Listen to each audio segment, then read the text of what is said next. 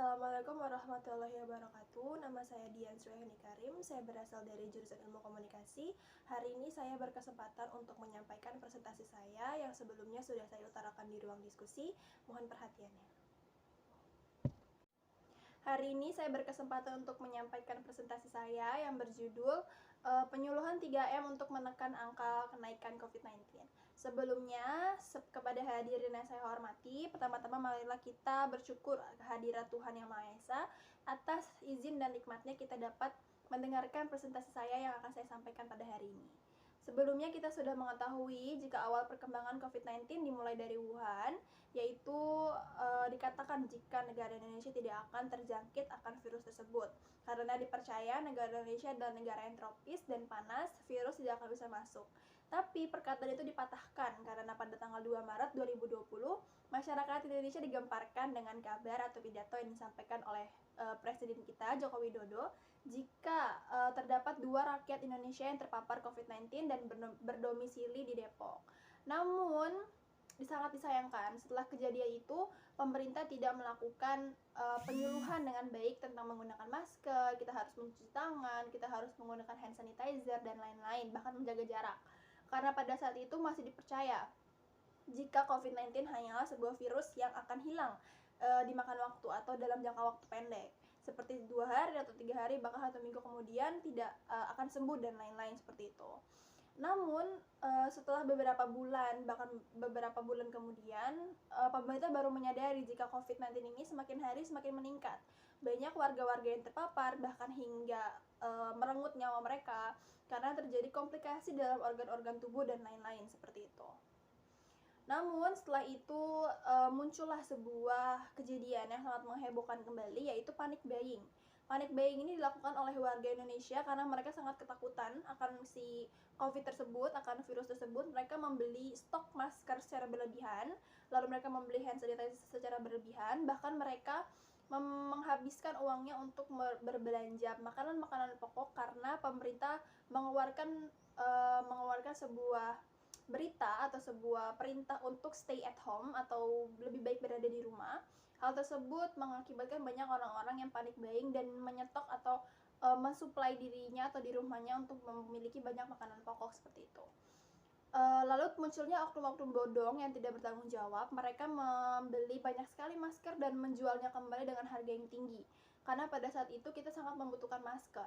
Setelah beberapa hari, akhirnya pemerintah mengambil tindakan, yaitu pemerintah membagikan masker gratis melalui RT dan RW dengan diyakini agar rakyat Indonesia tidak harus membeli dengan harga yang tinggi, namun pemerintah dapat mensuplai atau memberikan yang terbaik untuk masyarakatnya, seperti itu. Kemudian, berbicara mengenai perkembangan COVID-19 di Indonesia, sebenarnya atau sebetulnya hingga saat ini terjadi grafik penurunan akan kenaikan COVID-19. Namun dikatakan kita tidak boleh lengah atau akhirnya percaya jika kita sudah bisa melepas masker kita, itu salah. Kita harus tetap menjaga jarak, menggunakan masker dan menggunakan hand sanitizer seperti biasanya untuk kembali menekan turun perkembangan COVID-19 tersebut gitu. Namun jika kita berbicara mengenai negara lain, ini sangat berbeda karena di negara seperti Los Angeles atau di LA, mereka sudah diperbolehkan untuk melakukan konser, untuk melakukan pertemuan-pertemuan besar dengan jumlah orang-orang yang banyak karena mereka telah melakukan 98% vaksinisasi kepada masyarakatnya. Itu sangat berbanding terbalik dengan di Indonesia seperti itu. Jadi kita belum dapat melakukan konser dan lain-lain, bahkan acara-acara besar dalam jangka waktu dekat karena COVID-19 tersebut.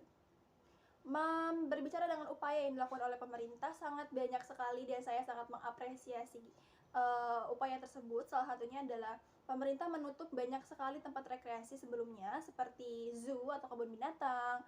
Lalu juga pemerintah membatasi penerbangan dengan maksud agar menekan turun angka kenaikan COVID-19 tersebut seperti itu. Jadi pemerintah tidak ingin kecolongan warga-warganya untuk liburan ke luar negeri, bahkan banyak orang luar negeri yang masuk Indonesia dan akan membuat persebaran COVID-19 semakin meluas seperti itu. Banyak sekali institusi pendidikan yang ditutup dengan maksud agar semuanya bisa dirumahkan dan anak-anak dapat belajar dari rumah menggunakan internet atau dengan Zoom dan lain-lain seperti itu. Untuk masalah perkantoran dilakukan work from home atau kerja dari rumah. Hal itu pun dilakukan agar banyak pekerja-pekerja yang tidak terjangkit COVID dan tetap berada dalam rumah, seperti itu.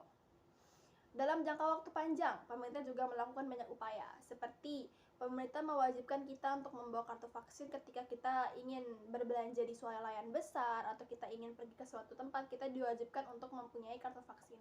Hal tersebut dilakukan untuk mempermudah pemerintah dalam mengetahui sudah ada berapa banyak warganya yang belum vaksin dan sudah vaksin.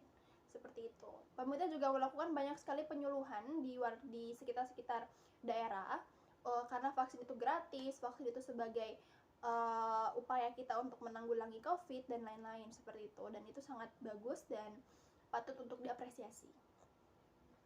Mengenai tanggapan masyarakat, hingga saat ini terlihat masyarakat selalu memberikan aspirasi atau pendapat-pendapat yang baik kepada pemerintah, karena masyarakat tahu hal tersebut akan kembali ke mereka.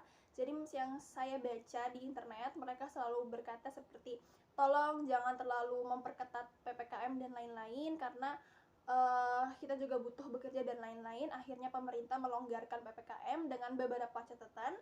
Hal itu dilakukan untuk tetap mendengarkan aspirasi masyarakat, namun tidak lengah dalam COVID-19 seperti itu. Jadi pemerintah selalu mendengarkan aspirasi masyarakat dan pemerintah juga memberikan yang terbaik untuk masyarakatnya hingga saat ini. PPKM tetap dilakukan dengan berbagai level, penurunan level bahkan kenaikan level adalah hal yang selalu kita dengar belakangan ini, karena hal itu dilakukan untuk yang terbaik untuk masyarakat juga, seperti itu. Demikian presentasi yang bisa saya sampaikan, semoga bermanfaat. Mohon maaf jika presentasi yang saya sampaikan masih banyak kekurangan. Wabillahi taufiq wal hidayah. Wassalamualaikum warahmatullahi wabarakatuh. Ya, kacau. Assalamualaikum warahmatullahi wabarakatuh. Nama saya Dian Suyahani Karim. Saya berasal dari jurusan Ilmu Komunikasi. Hari ini saya berkesempatan untuk menyampaikan presentasi saya yang sebelumnya sudah saya utarakan di ruang diskusi. Mohon perhatiannya.